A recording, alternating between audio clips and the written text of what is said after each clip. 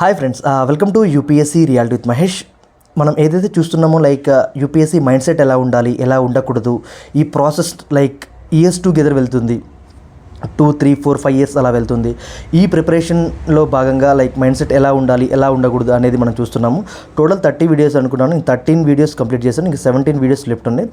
ఎంత త్వరగా వీలైతే అంత త్వరగా ఈ 17 వీడియోస్ని ప్రాపర్ కంటెంట్ని ఇచ్చి మీ ప్రిపరేషన్కి డెఫినెట్గా 100 కాదు 200% హెల్ప్ అయ్యేలాగా ఉంటుంది ఈ content from my past experience. Okay, ఈరోజు సిరీస్లో భాగంగా టాపిక్ ఏంటంటే నోట్ మేకింగ్ చాలా చాలా ఇంపార్టెంట్. ఓకే, మనకి మార్కెట్లో ఎన్ని బుక్స్ ఉన్నా syllabus, NCERT, standard text books, current affairs, value added content, topper copies, ఇలా ఎన్ని ఉన్నా సరే మనకంటూ మన ఓన్ యూనిక్ నోట్స్ ఉండాలి. ఎస్పెషల్లీ ఎవరైతే నోట్ మేక్ బాగా చేసుకుంటారో వాళ్ళు రివిజన్ బాగా చేస్తారు. ప్రజెంటేషన్ కూడా చాలా బాగుంటుంది. రివిజన్ కూడా చాలా ఈజీగా అవుతుంది షార్ట్ నోట్స్ వల్ల. ఓకే, నోట్ మేకింగ్లో 2 థింగ్స్ ఏంటంటే, ఒకటి ఆన్లైన్లో చేసుకుంటారు, 2 ఆఫ్లైన్ చేసుకుంటారు. ఆన్లైన్ వాళ్ళు ఎలాంటి సోర్సెస్ని రిఫర్ చేస్తారంటే ఎవర్ నోట్ ఉంటుంది. ఎవర్ నోట్లో కానీ రాస్తారు, అది పర్చేజ్ చేసుకోవచ్చు. ఇయర్లీ సబ్స్క్రిప్షన్ ఉంటుంది. అండ్ ఐప్యాడ్ మనం టైప్ చేస్తాము, వర్డ్ ఫైల్లో కొన్ని ఫైల్స్ టైప్ చేసుకుంటాము. అది ఎందుకు సార్ అంటే అది ఎడిట్ చేయడానికి బాగుంటుంది. దాని తర్వాత పీడిఎఫ్కి కన్వర్ట్ చేసుకొని జిరాక్స్ తీసుకొని రివిజన్ చేసుకోవచ్చు. లేదా అంటే మీ నోట్స్ని వేరే సీనియర్స్కి వేరే మీ జూనియర్స్కి షేర్ చేయొచ్చు ఆఫ్టర్ యువర్ రిజల్ట్. ఇది రివిజన్కి చాలా చాలా ఉపయోగపడుతుంది. ఓకే, దిస్ ఇస్ ఆన్లైన్ ప్లాట్ఫామ్లో నోట్ మేకింగ్ విధానం. ఇది ఆఫ్లైన్లో ఏ విధంగా అంటే నార్మల్గా మనం బుక్స్ తీసుకుంటాము ఫిజికల్గా 200 పేజెస్ 300 పేజెస్ బుక్స్ తీసుకుంటాము. Especially optional, ethics and essay దీనికి ప్రతి టాపిక్కి 2 వాల్యూమ్స్ డెఫినెట్గా మీరు మెయింటైన్ చేయండి బుక్స్. ఆప్షనల్ సబ్జెక్ట్కి పేపర్ 1కి ఒక బుక్, పేపర్ 2కి ఒక బుక్. ఓకే, అదేవిధంగా ఎథిక్స్కి 2 బుక్స్, థియరీకి ఒక బుక్, కేస్ స్టడీస్కి ఒక బుక్, జనరల్ ఎస్ఏకి 2 బుక్స్, ఫిలసాఫికల్ ఎస్ఏస్కి ఒక బుక్, జనరల్ స్టడీస్ బేస్డ్ ఉండే ఎస్ఏస్కి ఒక బుక్. ఇలా 2 బుక్స్ మెయింటైన్ చేయండి. అండ్ GS3, GS2, GS1కి సపరేట్ బుక్స్. ఓకే, కరెంట్ అఫైర్స్కి సపరేట్ నోట్ మేక్ పెట్టుకోండి. ఇలా ఒక 10 బుక్స్ని మెయింటైన్ చేయండి ఈ ప్రిపరేషన్లో భాగంగా. ఒకటి ఏంటంటే మీరు ఏ సబ్జెక్ట్ నుంచి నోట్ మేక్ చేసినా దాని ముందు సిలబస్ అయితే ఒక 2 టైమ్స్ రాసి పెట్టుకోండి. ఓకే, సిలబస్ చాలా చాలా ఇంపార్టెంట్. నేను ప్రతి క్లాస్లో చెప్తున్నాను, syllabus, previous year papers decides our exam. మనకి syllabus and previous year papers స్పష్టంగా అర్థమైతే, డిమాండ్ ఆఫ్ ద ఎగ్జామ్ అర్థమైతే, ఈ ఇయర్ ఇలాంటి ఏరియాస్ నుంచి అడిగారు, ఎస్పెషల్లీ 2020 నుంచి 2024 మటుకి 2025 మటుకి కూడా ప్రిలిమ్స్లో వచ్చిన క్వశ్చన్స్ ఒకసారి చూడండి. ప్యాటర్న్, అడిగిన విధానం ఎలా ఉందో, డెప్త్ ఎంత వెళ్ళారు. ప్రిలిమ్స్ అండ్ మెయిన్స్ ఇప్పుడు 17 డేస్లో మెయిన్స్ ఉంది. ఓకే, డెఫినెట్గా మనం ఎక్స్పెక్ట్ చేయొచ్చు. 100% యాక్యురసీగా నేను ఎక్స్పెక్ట్ చేయగలను. ఓకే, ఎలాంటి క్వశ్చన్స్ వస్తాయి, మన ప్రిపరేషన్ ఎలా వెళ్ళాలి. దిస్ ఇస్ ద పల్స్ అనమాట. అంటే ప్రీవియస్ ఇయర్ పేపర్స్ మీకు స్పష్టంగా అర్థమైతే మీకు ప్రిపరేషన్లో చాలా బాగా క్లారిటీ ఉంటుందన్నమాట. ఓకే, చదవడం ఒకటే కాదండి, ఎప్పుడైనా సరే గుర్తుపెట్టుకోండి, చాలా పెద్ద ఎగ్జామ్ ఇది. We respect exam, we respect our self. Okay, ఈ ప్రిపరేషన్ మన హెల్త్ కూడా చాలా ఇంపార్టెంట్. ఓకే, నేను చెప్పినట్టు ఇట్లా ప్రతి సబ్జెక్ట్ని ఒక్కొక్క బుక్ పెట్టుకొని ఒక 10 బుక్స్ మెయింటైన్ చేస్తూ 10 to 15 బుక్స్ పెట్టుకొని.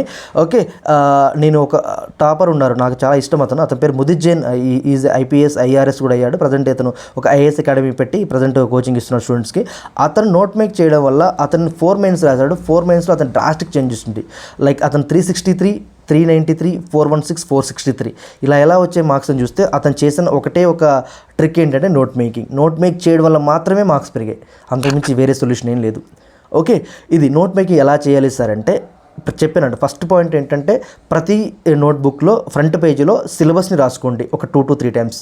ఓకే, నెక్స్ట్ పాయింట్ వచ్చేసి ఇప్పుడు హిస్టరీ రాస్తున్నాను అనుకోండి, హిస్టరీలో ఉన్న సిలబస్, హిస్టరీలో ఉన్న మైక్రో థీమ్స్, మైక్రో టాపిక్స్ ఉంటాయి కదా. ఇప్పుడు యాన్సెంట్ హిస్టరీ అనుకోండి, మౌర్యన్ అంటే ఏంటి, జైనిజం, బుద్ధిజం, ఇట్లా టాపిక్స్ ఉంటాయి కదా, ఇట్లా డివైడ్ చేసుకోండి.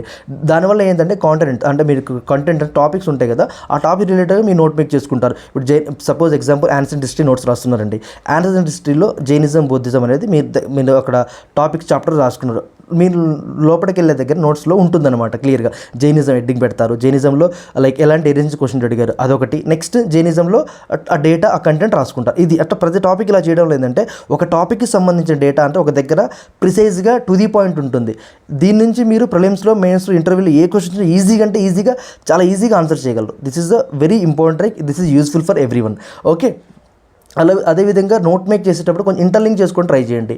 లైక్ సపోజ్ మీరు ఎథిక్స్ రాస్తున్నారనుకోండి, ఎథిక్స్ రాసేటప్పుడు దానికి గవర్నెన్స్ యాడ్ చేయడానికి ట్రై చేయండి. ఎందుకు సార్ అంటే ఎథిక్స్ మన సెకండ్ ఏఆర్సీ కమిషన్స్ రిపోర్ట్స్ ఉంటాయి. Okay, second ARC report commissions అవి వాటిని ఎథిక్స్లో ఇంటర్లింక్ చేసుకోవడానికి బాగుంటుంది అనమాట. అలా నెక్స్ట్ వచ్చేసి లైక్ ఇంటర్నేషనల్ రిలేషన్స్ చేసేటప్పుడు లైక్ ఇంటర్నల్ సెక్యూరిటీ కూడా చేయడానికి ట్రై చేయండి. ఓకే, అంటే మన దేశం యొక్క సరిహద్దుల గురించి నేర్చుకుంటున్నాము. ఓకే, మనం చుట్టూ ఉన్న like countries like China, Pakistan, Bangladesh, Sri Lanka, Myanmar, okay, Russia, ఇలా మన పైన ఉన్న కంట్రీస్. ఓకే, ఇలా చుట్టూ కంట్రీస్ గురించి డెఫినెట్గా బౌండరీస్ గురించి క్వశ్చన్ అడుగుతారు మ్యాప్ పాయింటింగ్లో. అంటే మీరు ఒక టాపిక్ చదువుతున్నప్పుడు ఆ టాపిక్ గురించే చూడకండి, దాని చుట్టూ ఉన్న డైవర్సిఫైడ్ నేచర్ని అబ్జర్వ్ చేయండి. దానివల్ల ఏంటంటే మీకు సపోజ్ మీరు ఐఆర్ చదువుతున్నారు, ఐఆర్లో suppose India like Sri Lanka relations, India Bangladesh relations జరుగుతున్నారు. వీళ్ళకి మనకున్న రిలేషన్స్ ఏంటి, బీమ్స్టిక్లో ఎవరున్నారు, ఓకే, నాటోలో ఎవరు, నాటో గురించి మన క్వశ్చన్ అడిగారు. అంటే నేను ఏమంటున్నానంటే లైక్ మీరు ఏదైనా టాపిక్ చదువుతున్నారు అనుకో, ఆ టాపిక్ రిలవెన్స్ ఎంత ఉంది ప్రీవియస్ ఇయర్ పేపర్స్లో కానీ కరెంట్ అఫైర్స్లో కానీ, అప్పుడే మీకు ఆ టాపిక్ మీద స్పష్టమైన అవగాహన వస్తుంది. ఎస్, నేను ఈ టాపిక్ చదువుతున్నప్పుడు దీని యొక్క వాల్యూ ఇంత ఉంది, దీని యొక్క డెప్త్ ఇంత ఉంది, దీని అండర్స్టాండింగ్ ఎంత ఉంది, అప్పుడే మీకు క్లారిటీ వస్తుంది. ఓకే, ఇది ప్రాసెస్ అండి, ఇది కొంచెం టైం పడుతుంది, పేషెన్సీ. ఓకే, డెఫినెట్గా నేను చెప్పిన టిప్స్ అనేవి, ట్రిక్స్ అనేవి డెఫినెట్గా యూజ్ అవుతాయి. 100 కాదు 200%, this is damn sure. Okay, ethics చేసేటప్పుడు టర్మినాలజీ మీద మంచి నోట్స్ చేసుకోండి, డెఫినేషన్స్ రాయండి, ఎగ్జాంపుల్స్ రాయండి, కోట్స్ రాయండి, ఎస్పెషల్లీ ఎస్ఐ కూడా. ఓకేనా, అండ్ పాలిటీలో రాసేటప్పుడు అమెండ్మెంట్స్ని, ఆర్టికల్స్ని డెఫినెట్గా కోట్ చేయండి. అవి మీకు కొంచెం ఎడ్జ్ ఇస్తాయి అనమాట. ఓకే, అండ్ ఎకానమీ రాసేటప్పుడు స్కీమ్స్, పాలసీస్, నీతి ఆయోగ్ రిపోర్ట్స్, సర్వీస్, వీటికి కొంచెం స్పేస్ ఇవ్వండి. అక్కడ చాలా బాగుంటుంది, నోట్స్ చాలా హోలిస్టిక్గా చాలా బాగా కవర్ అవుతుంది. అంటే ఒక నోట్స్ని హోలిస్టిక్గా రాసే విధానం కూడా చాలా important. Okay, this is the today session about the note make అండి in UPSC preparation. Next session వచ్చేసి నేను 15th టాపిక్, ఇది 14th topic note making. 15th topic వచ్చేసి మనీ రోల్ ఇన్ యూపీఎస్సీ. అసలు మనీ ఎంత కావాలి, డబ్బు ఎంత కావాలి ఈ ప్రిపరేషన్లో, నిజంగా ఎంత మంది కావాలో నేను చెప్తాను. ఓకే, అది బుక్స్ పరంగా, మన అకామిడేషన్ పరంగా, మన ఎగ్జామ్స్ పరంగా, ఎవ్రీథింగ్ లిమిటెడ్లో పెట్టుకుంటే ఎంత అయిపోద్ది, యావరేజ్ 20. ఎందుకంటే ఇది ప్రిపరేషన్ అయ్యే వాళ్ళందరూ కూడా 85% middle class, above middle class, poor పీపులే ఉంటారు, ఐ నో. ఓకే, సో సింపుల్గా ఎంత తక్కువ మనీలో కంప్లీట్ చేయొచ్చు కూడా నేను చెప్తాను ఆ క్లాస్లో, ఒకసారి చూడండి. Okay, this is session today.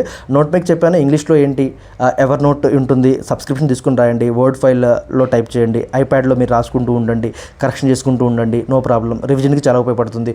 ఆఫ్లైన్లో అయితే సబ్జెక్ట్ వైజ్గా నోట్బుక్స్ పెట్టి దానికి రివిజన్ కోసం ఎలా ఉపయోగపడితే బాగుంటుంది అనేది టైప్ చేస్తే రాయండి. ప్రాపర్గా నీట్గా రాయండి, జాగ్రత్తగా రాయండి, స్పష్టంగా రాయండి, మీకు అర్థమయ్యేటట్టు రాయండి.